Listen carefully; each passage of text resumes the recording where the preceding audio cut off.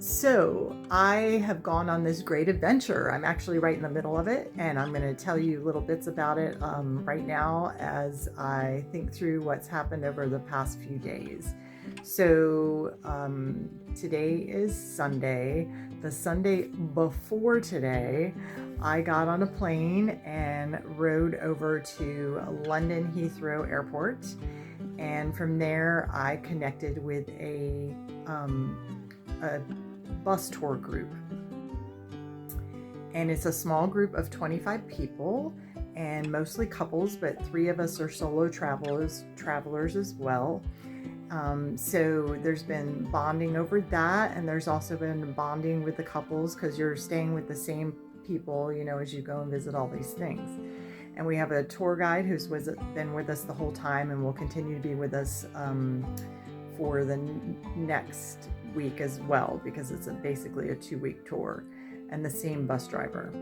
And we're going all over the outer perimeter of the main island. So England, Wales, and Scotland. We're not going over to Ireland or Northern Ireland at all. And it's just been really cool. So I'll give you my impressions of the various places that we've been and show you pictures and videos of all of those things. So our very first visit that we did was on the day that we arrived. So I flew in on a Monday morning, and by Monday afternoon at 2:00, my group was at Windsor Castle. And that was it's amazing. It's outside of London. And it's still a used castle. The royal family still lives there from time to time. And the gardens are amazing, and you can see the changing of the guard, and you can see the staterooms and all of these things. And reportedly it was Queen Elizabeth II's favorite castle to live in when she was in the London area.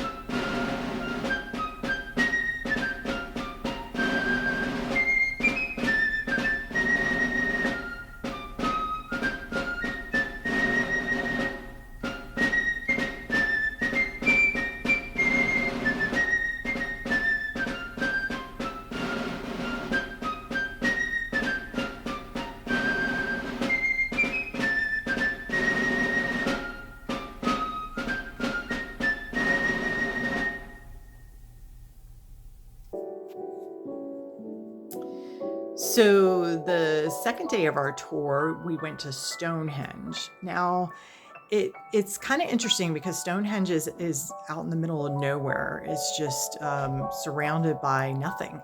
And so you come up on it slowly, and from the road, it doesn't look all that impressive. I mean, you can see that there's stones out there, but as you're gradually coming up to it, it seems much smaller than maybe you thought, and all those things. But then as you walk up to it and see it, it is really it's quite interesting to think that years ago, without all the modern technology that we have, that people would have been able to create something like that.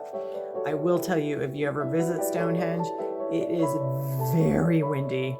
I don't care what time of year you go. We went in June, and it was very windy because it's just nothing but open plains there, and it was quite cold as well. I want to say it was with the wind chill factor, it was probably in the low 50s. So after we went to Stonehenge, we went to Salisbury.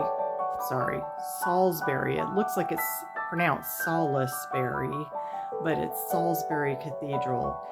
Very impressive. Definitely worth seeing, walking through it, and the town is very interesting to see as well.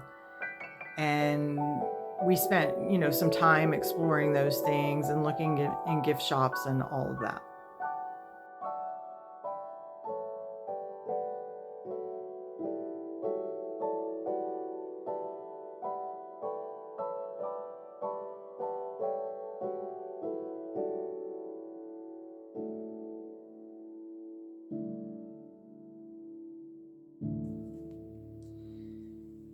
So on the third day of our tour, we went to Cornwall and we visited St. Ives, which was a very busy beach town.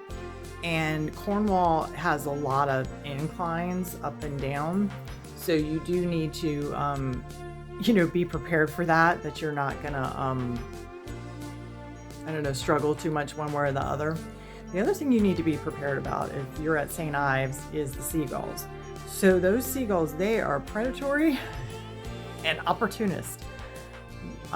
We were told this by the tour guide, just, be careful if you're walking around eating something, because they will come in and swoop down and take it from you.